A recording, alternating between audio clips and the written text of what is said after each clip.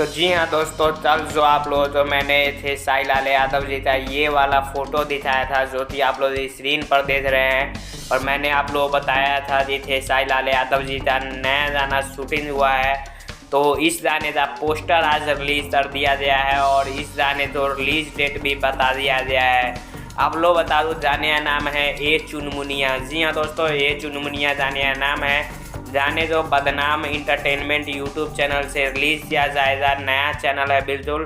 और आप लोग बता दूँ कि थे साई लाल यादव के साथ में शिल्पी राज जी ने गाया है, लिखा है मोनू सिन्हा जी ने, म्यूजिक है अभिषेक भोजपुरिया का। यानी जितने भी लोग हैं इसमें लिरिक्स राइटर या फिर म्यूजिक डायरेक्टर सभी नए हैं। तो आप लोग को नया अंदाज देखने को मिलेगा। और वीडियो में भी आप लोग बार बार यामिनी सिंह तो देखते पद गए थे और मैं भी पद दिया था। तो इस बार आप तो वीडियो में माही मनीषा देखने को मिलेंगी। और 5:45 पर ये गाना कल सुबह रिलीज़ हो रहा है, ज़रूर देखिए।